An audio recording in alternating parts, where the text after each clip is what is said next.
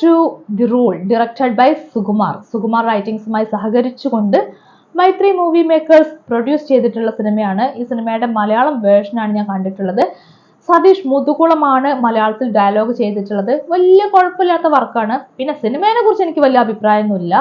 ഈ മൂവിനെ കുറിച്ച് എനിക്ക് ഹോപ്പും ഇല്ലായിരുന്നു. ഇതിന്റെ ഫസ്റ്റ് പാർട്ട് കണ്ട സമയത്ത് പോലും എനിക്ക് അന്നും വലിയ സംഭവമായിട്ട് തോന്നിയിട്ടില്ല.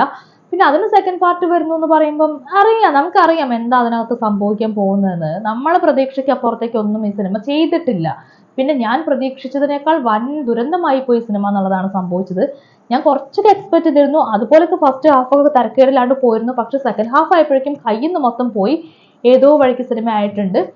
അപ്പം കഥയിലേക്ക് വരികയാണെങ്കിൽ സെക്കൻഡ് പാർട്ട് തുടങ്ങുന്നത് തന്നെ നമ്മുടെ പുഷ്പയുടെ വളർച്ചയും കാര്യങ്ങളും കാണിച്ചിട്ടാണ്. പുഷ്പ ഒരുപാട് അങ്ങ് വളർന്നു പോയി. സിനിമയുടെ ഫസ്റ്റ് പാർട്ട് അറിയാലോ, അവസാനിപ്പിക്കുന്ന സമയത്ത് ഫഹദ് ഫാസിലിന്റെ ഷെഖാവത്ത് എന്ന് പറയുന്ന ക്യാരക്ടറിനൊക്കെ കൊണ്ടുവന്നിട്ടുണ്ടായിരുന്നു. പുള്ളിയുടെ ക്യാരക്ടറിനെ കൊണ്ടുവന്നത് തന്നെ സെക്കൻഡ് പാർട്ട് തുടങ്ങാൻ വേണ്ടിയിട്ടാണ്. അല്ലാണ്ട് പുള്ളിയുടെ ക്യാരക്ടറിന്റെ ആവശ്യം അവിടെ ഇല്ലായിരുന്നു. അതിൽ പിടിച്ച് സെക്കൻഡ് പാർട്ട് തുടങ്ങിയ ഷെഖാവത്തും പുഷ്പയും തമ്മിലുള്ള പ്രശ്നങ്ങളും ദ്വന്ദ്വയുദ്ധങ്ങളും മറ്റും സംഭവങ്ങളൊക്കെ കാണിക്കുന്നു. ഫസ്റ്റ് ഹാഫ് വരയ്ക്കും സിനിമ അങ്ങനെ തന്നെയാണ് പോയിട്ടുള്ളത്. അതിനിടയ്ക്ക് രശ്മിക മന്ദാനയുടെ വെറുപ്പിക്കൽ വേറെ ഉണ്ട് കേട്ടോ, അത് പറയണം. പുള്ളിക്കാരുടെ ക്യാരക്ടർ ഒരു സെക്സ് മാനിയാക്കാണ്. മാനിയാക്ക് എന്ന് വെച്ച് കഴിഞ്ഞാൽ സ്ഥലകാല ബോധമില്ലാണ്ട് പുഷ്പയോട് ഏത് ആൾക്കൂട്ടത്തിലാണെങ്കിലും എവിടെയാണെങ്കിലും എനിക്ക് ഫീലിങ്സ് വരുന്നു പറഞ്ഞ് സെക്സ് ചെയ്യാൻ നടക്കുന്ന ഒരു ക്യാരക്ടർ. അത് ഇത്ര തെറ്റാന്നല്ല ഞാൻ പറയുന്നത്. പക്ഷെ ഇത്രയും സ്ഥലകാല ബോധമില്ലാണ്ട് ഫീലിങ്സ് എന്ന് വെറുപ്പിക്കുക എന്ന് വെച്ച് കഴിഞ്ഞാൽ ആ വെറുപ്പിക്കലും പോരാണ്ട് എന്നിട്ട് അതിനകത്തൊരു പാട്ടുമുണ്ട്. ഫീലിങ്സ് എന്ന് പറഞ്ഞിട്ടൊരു പാട്ടുണ്ട്. അതും കൂടി സഹിക്കാൻ വയ്യ.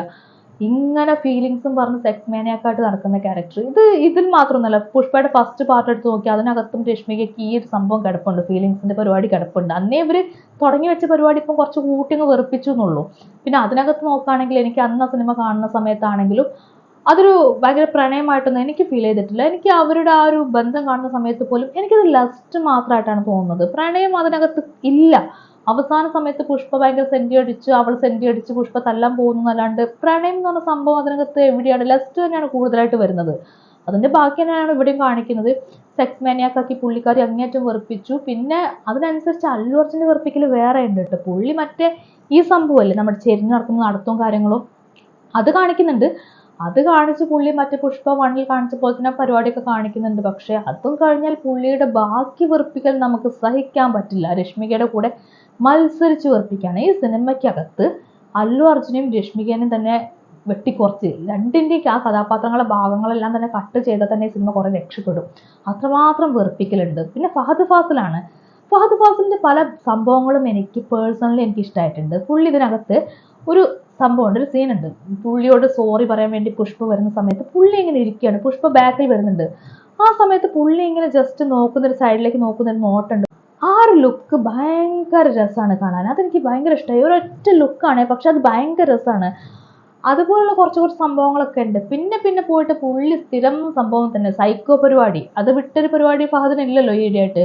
പുള്ളി സൈക്കോ കാണിച്ച് രംഗണ്ണൻ കയറി വരുന്നുണ്ട്, ഷമ്മി കയറി വരുന്നുണ്ട്. പിന്നെ സൈക്കോ ആയിട്ട് അതൊക്കെ കാണിച്ച് ഫസ്റ്റ് ഹാഫ് വരേക്കും വെറുപ്പിക്കലൊക്കെ ആണെങ്കിൽ നമ്മൾ വിചാരിച്ച പോലൊക്കെ തന്നെ പോയിട്ടുള്ളത്. സോ അവിടെ വലിയ നിരാശ പരിപാടികളൊന്നും പേഴ്സണലി എനിക്ക് വന്നിട്ടില്ല. കാരണം ഒരു മാസ് മസാല മൂവിക്ക് പറ്റുന്ന സംഭവങ്ങളൊക്കെ തന്നെ എടുത്തിട്ടുള്ളൂ. പിന്നെ സെക്കൻഡ് പാർട്ടല്ലേ, അപ്പൊ അതിന് പറ്റുന്ന രീതിയിലേക്ക് കുറച്ച് കയറ്റി ചേർത്തുന്നുള്ളൂ. പക്ഷേ ഇത് കഴിഞ്ഞ് സെക്കൻഡ് ഹാഫ് അങ്ങ് എത്തി, ഇന്റർവെൽ കഴിഞ്ഞ് സെക്കൻഡ് ഹാഫ് അങ്ങ് എത്തിയപ്പോഴേക്കും സിനിമ മൊത്തം കൈപ്പിടി വിട്ടു. പിന്നെ സിനിമ ഒരു പോക്കാണ്. ഏതൊക്കെയോ വഴിയിലൂടെ എങ്ങോട്ടൊക്കെയോ പോണേന്ന് ആർക്കറിയാന്നുള്ള അവസ്ഥ.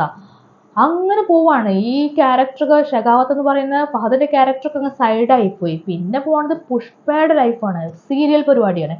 ഭയങ്കര മാസമായിട്ട് സിനിമയുടെ തുടക്കം തന്നെ ജപ്പാനിലായിരുന്നു. ജപ്പാനിൽ ഭയങ്കര മാസമായി തുടങ്ങിയ സിനിമ പിന്നെ അങ്ങോട്ട് സീരിയൽ, ഏഷ്യാനെറ്റ് സീരിയലോ സൂര്യ സീരിയലോ തമിഴ്നാട്ടിലോ തെലുങ്ക് നാട്ടിലോ എവിടുത്തെ സീരിയലൊന്നും എനിക്ക് അറിഞ്ഞൂടെ, എല്ലാ സീരിയലും പെട്ടിട്ടുണ്ട്. പുഷ്പ സെന്റിമെന്റ്സ് ഒക്കെ കാണിച്ചിട്ട് ലോല ഹൃദയനായി മാറി. പിന്നെ രശ്മിക മന്ദാനയുടെയും പുഷ്പയുടെയും പിന്നെ പുള്ളിക്കാരൻ്റെ അമ്മയുടെയും മൊത്തം വെറുപ്പിക്കലാണ്. പിന്നെ അവരുടെ കുടുംബം മുല്ലേരി കുടുംബത്തിന്റെ കരളലിയിപ്പിക്കുന്ന കഥയാണ് അവിടെ നിന്ന് അങ്ങോട്ട് മൊത്തം പോണത്. ഈ കഥ കണ്ട് നമുക്ക് തീരുന്നില്ല. സിനിമ തീരുവാണെങ്കിൽ പിന്നെയും കുഴപ്പമില്ല, പക്ഷെ തീരുന്നില്ല. സെക്കൻഡ് ഹാഫ് വലിച്ചു നീട്ടി 1.5 മണിക്കൂർ പറയും പോലെ കൊണ്ടുപോവുകയാണ്. ഈ മുല്ലേരി കുടുംബത്തിന്റെ കഥ കാണിക്കാൻ വേണ്ടി ഏട്ടൻ പാസം, ചേച്ചി പാസം, തങ്കച്ചി പാസം എല്ലാ പാസും ഇതിനകത്ത് വരുന്നുണ്ട്. അതൊക്കെ കാണിച്ച് സിനിമ അവസാനിപ്പിക്കുമ്പോഴേക്കും എങ്ങനെയൊക്കെയോ മുല്ലേരി കുടുംബം സമാധാനമായി സന്തോഷമായി നിൽക്കുന്ന അവസ്ഥയ്ക്കൊക്കെ മാറി. അത് നമ്മൾ സീരിയൽ പരിപാടി ഇല്ലേ, സീരിയൽ അങ്ങനെയൊക്കെയാണല്ലോ, കഥ എവിടുന്നോ തുടങ്ങി അവസാനമാകുമ്പോഴേക്കും എവിടെ എത്തും എന്ന് പറഞ്ഞ പോലെയാണ് ഇതിനകത്ത് സംഭവിച്ചത്. അതുപോലെയൊക്കെ കഥ അങ്ങ് പോയിട്ടുണ്ട്. പിന്നെ ഈ പറഞ്ഞ പോലെ വേറെ കാര്യങ്ങളൊന്നും ഇതിനകത്ത് ഇല്ല, കഥയൊക്കെ വൻ വെറുപ്പിക്കൽ തന്നെയാണ്. പിന്നെ ഫസ്റ്റ് പാർട്ടിൽ വന്നിട്ടുള്ള കുറെ ഓൾമോസ്റ്റ് എല്ലാ ആർട്ടിസ്റ്റുകൾ ഇതിനകത്തും വന്നിട്ടുണ്ട്. പുഷ്പയുടെ കൂടെ പുഷ്പയുടെ ഫ്രണ്ടായിട്ട് അഭിനയിക്കുന്ന കേശവ് എന്ന് പറഞ്ഞ ക്യാരക്ടർ ചെയ്തിട്ടുള്ള ജഗദീഷ് പ്രതാപ് ബന്ദാരി, പുള്ളി ആ ഒരു ക്യാരക്ടർ അതേപോലെ തന്നെ പിടിച്ച് അതേപോലെ തന്നെ ചെയ്തിട്ടുണ്ട്. ഒരുപാട് ആർട്ടിസ്റ്റുകൾ വരുന്നുണ്ട് കേട്ടോ ഈ മൂവിക്കകത്ത്. പിന്നെ ഈ സിനിമയ്ക്കകത്ത് ഞാൻ കണ്ട വേറൊരു പ്രശ്നം എന്താ വെച്ചാൽ, പുഷ്പയുടെ ആ ഒരു ഫസ്റ്റ് പാട്ട് ഇറങ്ങിയ സമയമല്ലേ, അതിനകത്ത് കാണിക്കുന്ന അതേ സംഭവം ഇതിനകത്ത് വരുന്നുണ്ട്.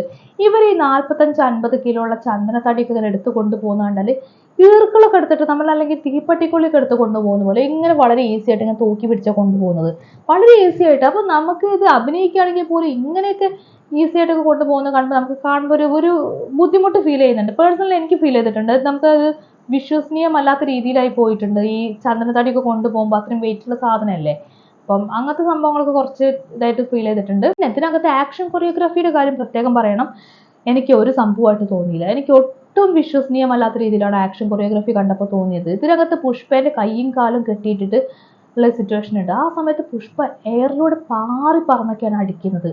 ഒട്ടും വിശ്വസനീയമല്ലാത്ത രീതിയിൽ ഫൈറ്റൊക്കെ കാണുന്ന സമയത്താണെങ്കിൽ പോലും ഒട്ടും ഇമ്പ്രസ് ചെയ്യാൻ പറ്റുന്നില്ല അവർക്ക് ഫൈറ്റിന്റെ കാര്യത്തിലൊന്നും. അതേപോലെ തന്നെ ഒരുപാട് പാട്ടുകൾ വരുന്നുണ്ട്, നിരത്തി പിടിച്ച പാട്ടുകളാണ്. എനിക്ക് കൂട്ടത്തിൽ ഇഷ്ടപ്പെട്ട നമ്മുടെ പഴയ പുഷ്പ പുഷ്പ എന്ന് പറഞ്ഞ പാട്ട് തന്നെയാണ്. അത് മാത്രം കുഴപ്പമില്ലാതെ തോന്നി. പിന്നെ കിസ്കി കിസ്കി എന്ന് പറയുന്ന പാട്ടിനകത്തുള്ള ശ്രീലീലയുടെ പെർഫോമൻസ് അത് കൊള്ളാന്ന് എനിക്ക് തോന്നി. കഴിഞ്ഞ പ്രാവശ്യം പുഷ്പയ്ക്കകത്ത് ഗസ്റ്റ് ആയിട്ട് വന്ന് അങ്ങ് ഡാൻസ് ചെയ്ത് തകർത്തിട്ടുള്ള സാമന്തി ആയിരുന്നു. പുള്ളിക്കാരിയുടെ പെർഫോമൻസിന് അത്രയ്ക്ക് ഇല്ലെങ്കിൽ കൂടിയും ശ്രീലീലയുടെ പെർഫോമൻസ് കൊള്ളാം. പലപ്പോഴും ശ്രീലീലയുടെ പെർഫോമൻസിന്റെ ആ ഡാൻസിന്റെ അടുത്ത് നമ്മുടെ രശ്മികയ്ക്ക് പോലും പിടിച്ചു നിൽക്കാൻ പറ്റാത്ത അവസ്ഥയൊക്കെ ഉണ്ടായിട്ടുണ്ടായിരുന്നു. നല്ല രീതിയിലുള്ള പെർഫോമൻസ് ആയിരുന്നു. പിന്നെ സിനിമയ്ക്കകത്ത് ടെക്നിക്കൽ സൈഡൊക്കെ പറയുകയാണെങ്കിൽ ഒരു മാസ് മസാല മൂവിക്ക് ചേർന്നിട്ടുള്ള എല്ലാ സാധനങ്ങളും തന്നെ അതിനകത്തുള്ളത്, അല്ലാണ്ട് അതിൽ കൂടുതൽ കാര്യങ്ങളൊന്നും അതിനകത്ത് വരുന്നില്ല. സോ സിനിമ മൊത്തത്തിൽ നോക്കുകയാണെങ്കിൽ എനിക്ക് വലിയ പ്രതീക്ഷയൊന്നും സിനിമയെ കുറിച്ച് ഇല്ലായിരുന്നു. ഞാനൊരു ബിലോ ആവറേജ് മൂവി പ്രതീക്ഷിച്ചു, അവർ അതിനേക്കാൾ ബിലോ ആയിട്ടുള്ള ഒരു മൂവി തന്നു. അത്രയാണ് സംഭവിച്ചിട്ടുള്ളത്.